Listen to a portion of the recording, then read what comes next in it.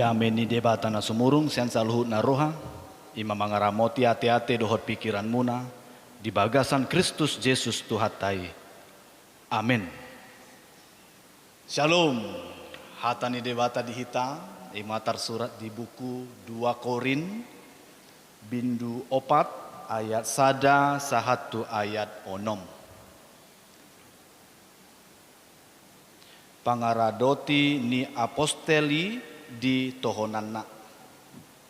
Onpe ala naung hujalo hami tohonanon sian pangasina dihami dang marnaloja hami. Sandok hutulakon hamido aka nabuni aka si hailahonoton.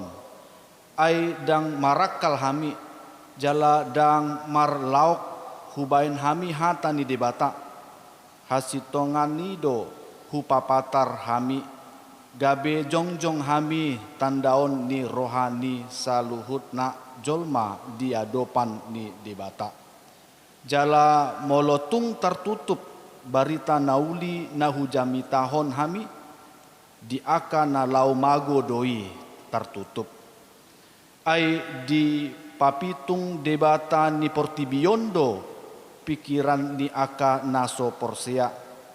Asa unang nasida dipatiur sondang di barita nauli na taringot tu hasa ngapon ni Kristus na tardok suman ni debata. Ai dada diri nami hujami tahon hami Kristus Yesus hidup paboa ibana Tuhan. Alai naposomu nado hami ala ni Yesus.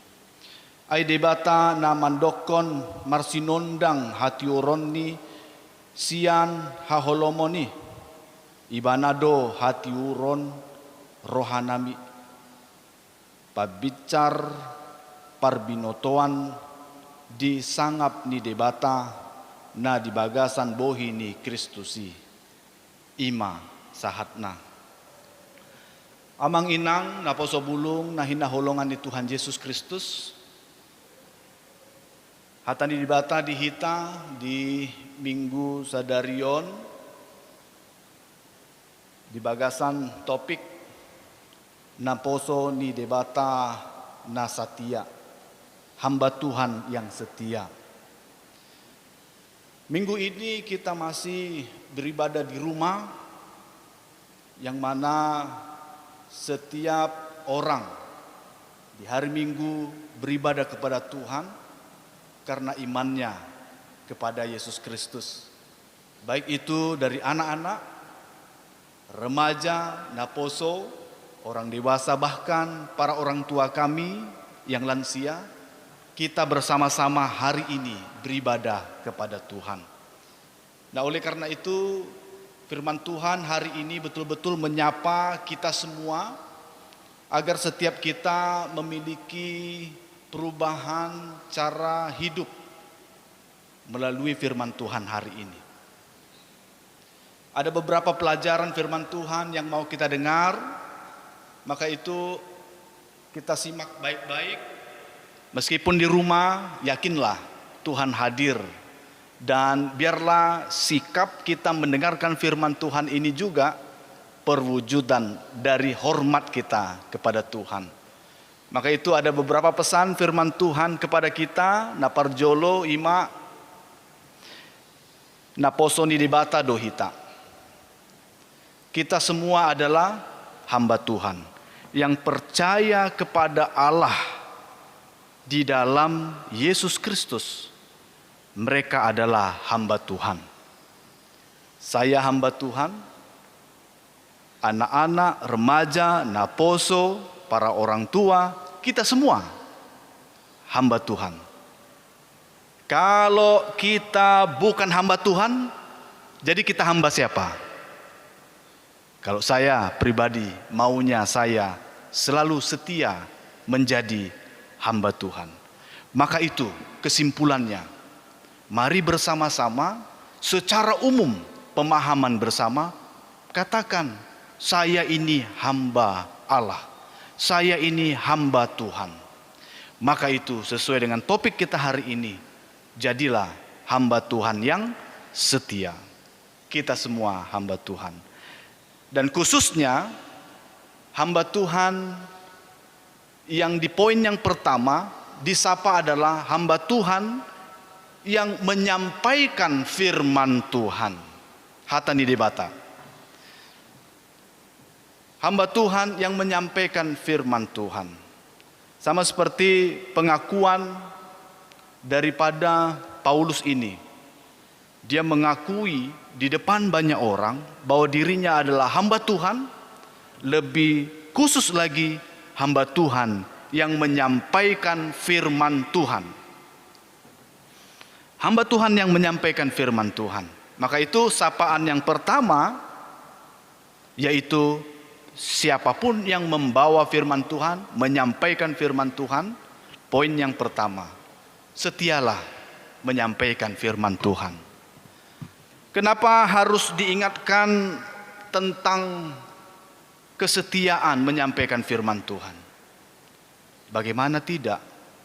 Terkadang sebagai hamba Tuhan yang menyampaikan firman Tuhan, kita terkadang sedih. Karena apa? Karena setiap kita menyampaikan firman Tuhan ada saja respon-respon yang negatif, respon-respon yang menolak, respon-respon yang senantiasa tidak mau mendengarkan firman Tuhan.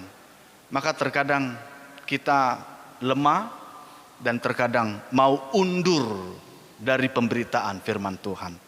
Maka itu hari ini poin yang pertama, mari kita tiru Paulus.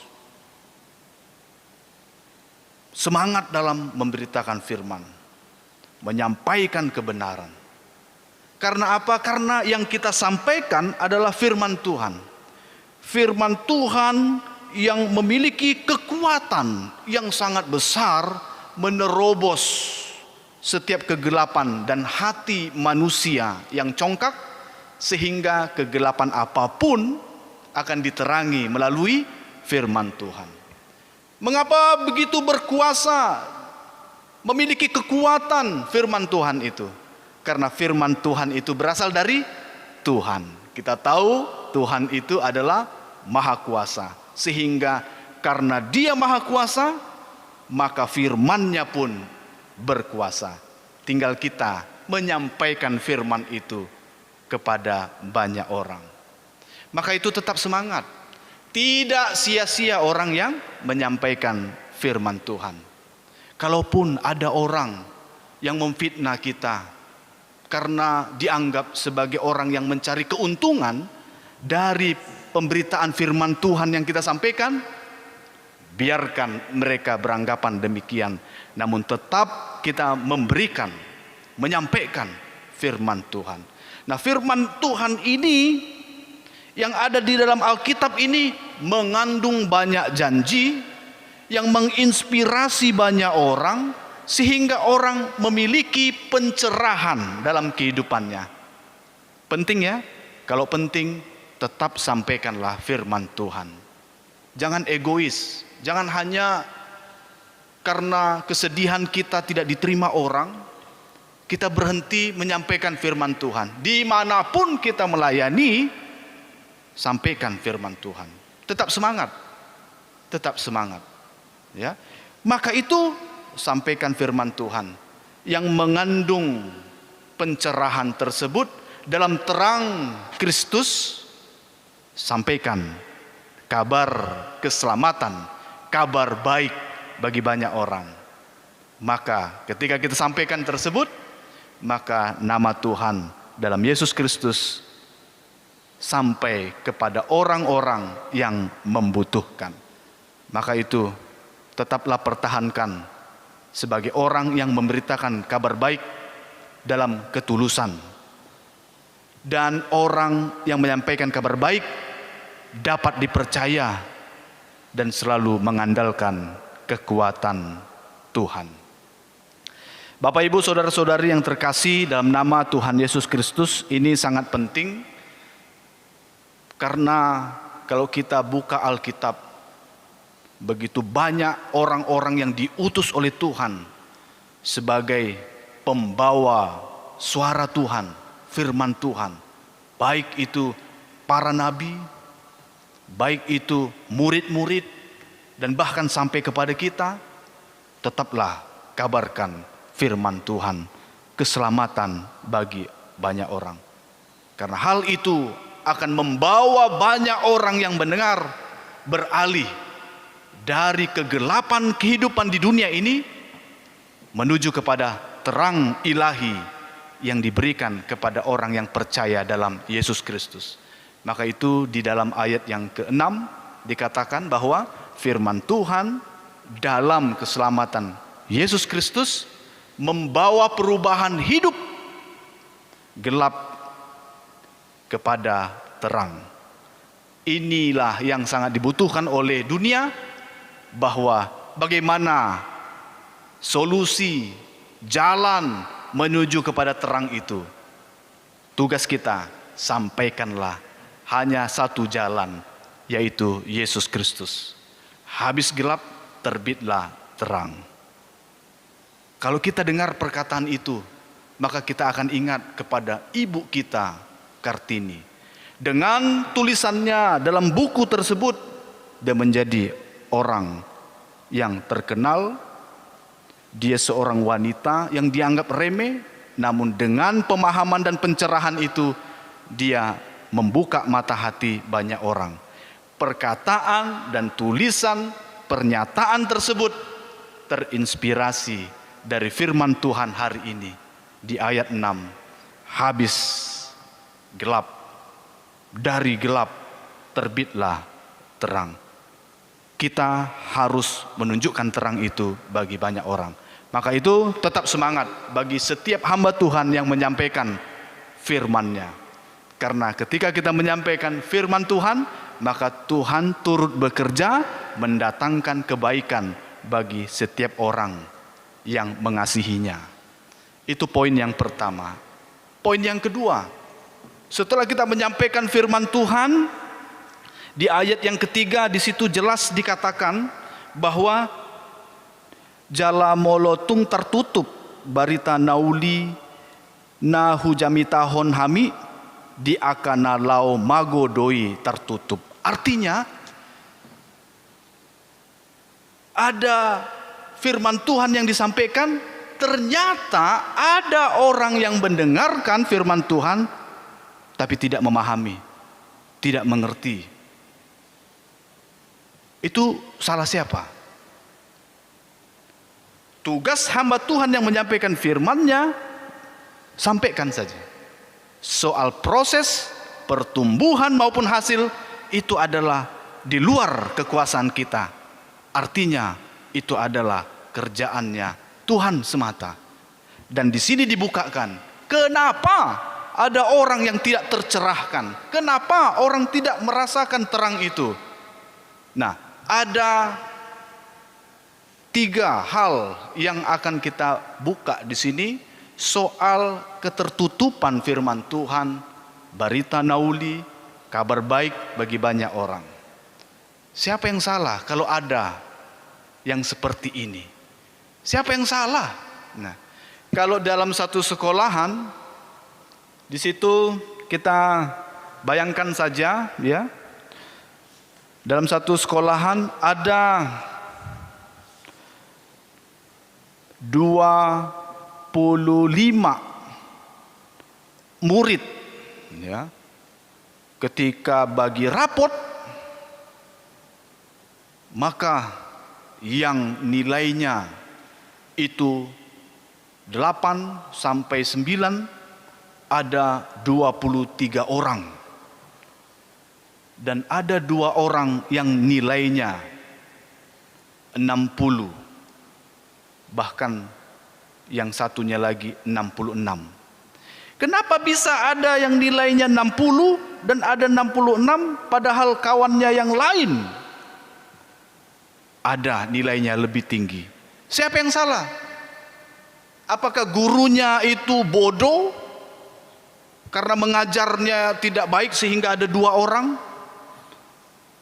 Apakah bahan ajarnya itu tidak mantap? Kan gitu ya.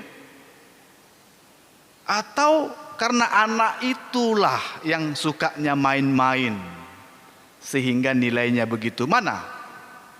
Nah, sama seperti perihal yang terjadi di Korintus ini yang dialami oleh Paulus. Sudah disampaikan firman Tuhan, tapi masih ada juga yang mendengarkan firman Tuhan. Dari begitu banyak orang-orang Kristen, ada yang masih tertutup. Siapa yang salah? Apakah firman Tuhan yang salah? Oh, maaf. Kalau berbicara tentang firman Tuhan, dia akan membawa kemajuan, pencerahan, dan terang. Jadi setiap orang yang memahami firman Tuhan pasti berubah hidupnya menuju kepada yang lebih baik lagi. Karena seperti yang dikatakan di awal bahwa firman Tuhan memiliki kekuatan. Karena itu adalah firman Tuhan, Tuhan yang maha kuasa. Ya. Jadi tidak mungkin firman Tuhan yang salah, ya kan gitu. Atau hamba Tuhan yang menyampaikan firman Tuhan itu yang salah. Nah, ini sama seperti di masanya Paulus, gitu ya. Ada orang yang menganggap bahwa Paulus ini cari keuntungan, ya. Nah, begitu. Nah, memang apakah benar bahwa Paulus itu mencari keuntungan? Nah, di dalam kesaksian hari ini Paulus mengatakan dia sudah melayani dengan maksimal. Dia menyampaikan firman Tuhan apa adanya, sesuai dengan kebenaran, dan dia memberikan seluruh hidupnya untuk menyampaikan firman Tuhan. Jadi sudah maksimal. Apapun dikerjakan, dilakukan untuk kemuliaan nama Tuhan. Berarti Paulus tidak salah. Berarti bukan hamba Tuhannya. Nah, yang ketiga, berarti orangnya, ya, orang yang suka menolak, orang yang tidak mau menerima, ya. Nah, maka itu setiap kita, Bapak Ibu, saudara sekalian yang terkasih dalam nama Tuhan Yesus Kristus, posisi berikutnya adalah bagaimana kita mendengarkan firman Tuhan. Apakah sikap kita mendengarkan firman Tuhan itu bermain-main, sepele? Itulah posisi di mana terbukanya firman Tuhan bagi kita. Apabila kita mensepelekan firman Tuhan, maka tertutup dan tidak menerima pencerahan melalui firman Tuhan tersebut. Ya. Maka itu coba cek dalam diri kita masing-masing. Sudah berapa lama kita mendengarkan firman Tuhan? Sudah berapa banyak kita mendengarkan firman Tuhan? Apakah ada perubahan dalam kehidupan kita? Apakah ada sikap hidup yang lebih baik lagi dalam tingkah laku, perkataan, ucapan, dan semua yang kita lakukan, baik dalam kehidupan kita, keluarga kita, pekerjaan kita, studi kita, pelayanan kita sebagai parhalado, pelayanan kita sebagai suami atau istri, sebagai orang tua, apakah itu sudah menuju kepada yang lebih baik lagi setelah mendengarkan firman Tuhan? Atau kita lebih jahat daripada kejahatan orang di dunia ini? Maka itu perenungan bagi kita.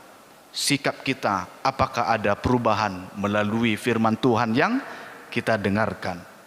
Maka itu saya berbagi ada beberapa hal yang memicu tertutupnya kabar baik firman Tuhan ini dalam kehidupan kita sebagai hamba-hamba Tuhan yang mendengarkan hamba Tuhan yang berkhotbah, yang menyampaikan firman Tuhan di hadapan kita semua. Nah, parjolo ima gumodang nasida mamereng pribadi di parjamita. Terkadang mengapa ada jemaat yang tertutup hatinya terhadap firman Tuhan itu? Yang pertama kemungkinan adalah orang tersebut melihat pribadi si pengkhotbah itu yang menyampaikan firman Tuhan itu. Karena kalau melihat pribadi, maka Belum beribadah saja langsung ada persepsi, ya. Belum beribadah dilihat siapa yang khotbah, dia pula. Belum beribadah ya. Baca di dalam ini ya, warta jemaat, pengkhotbah, pendeta pasar ribu, udah langsung lemas ya. Belum beribadah. Apalagi ketika mau berkhotbah, dia lagi, lihatlah, nanti dia pasti ngomong begini nih, setelah ini begini, setelah ini begini gitu. Dia ini terus khotbahnya nasihati terus, tapi keluarganya berantakan. Nah begitu ya. Yang dilihat tuh pribadinya. Nah kita bisa kalah di situ. Sehingga kita tidak bisa menerima firman Tuhan yang kita dengarkan setiap hari minggunya atau setiap hari. Ya. Maka itu perihal yang pertama yaitu menolak firman Tuhan karena pribadi si Parjamita. Memang seharusnya apa yang ada dalam jamita si pengkhotbah itu, sedemikian juga lah perilaku sang pengkhotbah tersebut. Namun itu bukan urusan kita yang mendengarkan firman, ya. Jadi apapun, siapapun yang marjamita, mari kita dengarkan dan kita renungkan, kita lakukan dalam kehidupan sehari-hari. Apabila tidak, hasilnya kita akan menolak. Ketika kita menolak, inilah yang disebut dengan di ayat yang ketiga, orang-orang yang termasuk dalam yang akan binasa tersebut. Itu yang pertama. Yang kedua, karena pengaruh debata niportibion, ya, Tuhan dunia ini, ya, yang senantiasa datang untuk menggoda setiap umat Tuhan. Siapakah Tuhan? Tuhan huruf kecil ya, dunia ini, simbolis, si iblis. Hati-hati, mereka gencar melakukan pekerjaannya. Mereka tidak tinggal diam kalau begitu banyak orang yang percaya pada Yesus. Makanya itu mereka kerja keras untuk mencobai umat Tuhan, ya. Nah, begitu. Maka itu setiap kita mau beribadah, baik di gedung gereja, baik di rumah, hati-hati. Karena iblis pun akan menggodai kita. Udahlah, nggak usahlah rapi-rapi, nggak dilihat orang kok. Sudahlah, setelah bangun langsung marminggu. Kan gitu ya. Ngapain dengar firman Tuhan itu? Tidur lagi aku. Begitu. Terkadang begitu, ada saja hasutan, bisikan yang membuat kita menolak, mengganggu untuk mendengarkan firman Tuhan. Ketika beribadah, lihatlah tuh kan, para gendanya aja rambutnya itu agak naik ke atas. Kok dilihat rambutnya begitu? Hati-hati godaan. Ketika kita melihat beberapa kesalahan di dalam ibadah tersebut, maka itu akan merusak banyak kebaikan dari ibadah tersebut. Hanya 3 kesalahan yang kita lihat, ya, main organnya, kok begitu organnya ya? Lalu, kok di teks ini kan 2 ayat, kok 1 ayat yang dinyanyikan ya? Kok ini song leader kok suaranya fals ya? Kalau ada 4 kesalahan ditemukan, ribuan kebaikan dalam ibadah itu tertutupi. Bahaya. Itulah jalannya kemenangan iblis, menolak firman Tuhan, dan kita jadi terganggu dengan itu. Maka itu hati-hati, jangan sampai kita ya masuk dalam pencobaan dari si iblis. Yang ketiga juga bahwa ya kalau iblis itu memang pekerjaannya jahat ya, tapi jangan terus jadikan iblis itu kambing hitam ya. Gara-gara iblis itu. Jadi gimana? Nah, selanjutnya walaupun ada godaan iblis, peranan diri sendiri itu pun memiliki ya penilaian. Ya kalau kita tolak iblis untuk menghasut kita, pasti kita menang. Jadi diri sendiri juga menjadi pemicu kita menolak firman Tuhan. Tuhan memberikan kita hak kebebasan, merdeka untuk memilih segala sesuatu. Pilihlah yang baik, pilihlah yang rohani, pilihlah Tuhan. Kalau ada hasutan dari teman, dari iblis, dari banyaknya kebiasaan dunia ini, tetap ikuti firman Tuhan dalam kehidupan kita, sehingga kita akan kuat. Dan yang terakhir, kenapa kita sulit untuk menerima firman Tuhan? Karena kuasa kegelapan, okultisme. Bagi kita pun, kalau ada orang Kristen yang masih hidup di dalam kuasa kegelapan, okultisme, perdukunan, jimat-jimat, bahayanya adalah apapun yang kita dengar tentang hal kebaikan yang rohani maupun firman Tuhan, kita akan gelisah, bahkan menolak semua yang menjadi kabar baik untuk kita. Karena apa? Ketika kita masuk dalam kegelapan tersebut, apalagi ada tertanam jimat dan kita simpan perangkat kegelapan, maka itu menjadi benteng yang tidak akan bisa, ya. Kita memilih benteng itu menghambat cahaya firman Tuhan masuk dalam kehidupan kita. Otomatis, maka itu segala bentuk dari rintangan, tantangan yang akan menghambat kita menerima firman Tuhan, lepaskanlah semua itu, supaya dari kegelapan kehidupan kita menjadi terang, supaya hidup kita yang menuju kepada kebinasaan berubah jalannya menuju kepada kebaikan dan juga hidup yang kekal. Oleh karena itu, mari kita semua yang adalah hamba-hamba Tuhan tetap semangat dalam pemberitaan Injil. Jangan patah semangat kalaupun ada yang menolak.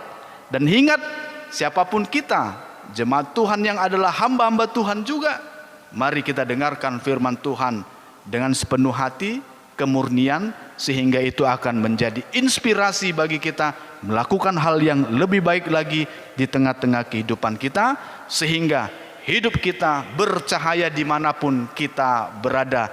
Itulah yang Tuhan inginkan dalam kehidupan kita, bercahaya bagi dunia yang penuh dengan kegelapan ini.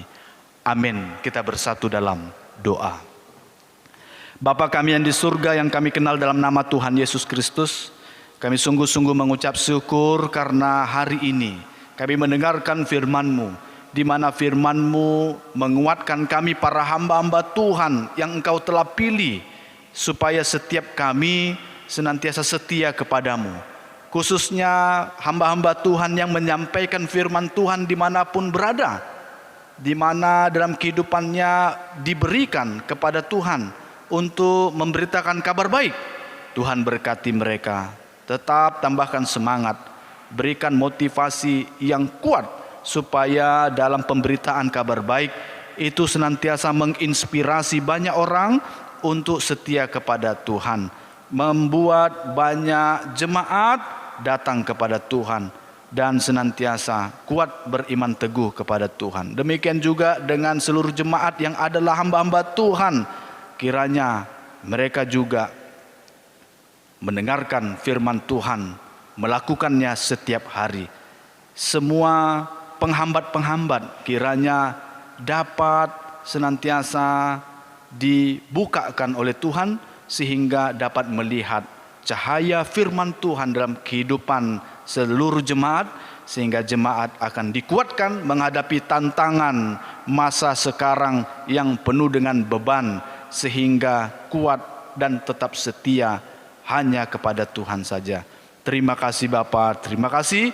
Kami bersyukur atas kebaikan Tuhan yang sampai hari ini menyertai kami, sehingga ibadah kami saat ini yang kami sampaikan kepada Tuhan, baik mulai dari anak-anak, remaja, naposo bulung, bahkan orang tua kami yang lansia, semuanya kiranya berkenan di hadapan Tuhan. Terima kasih Bapa, sudah banyak doa-doa kami yang kami sampaikan melalui doa syafaat tadi. Kiranya Tuhan mendengarkan dan mengabulkan tepat pada waktunya. Dalam nama Yesus Kristus kami ucap syukur dan berdoa. Amin.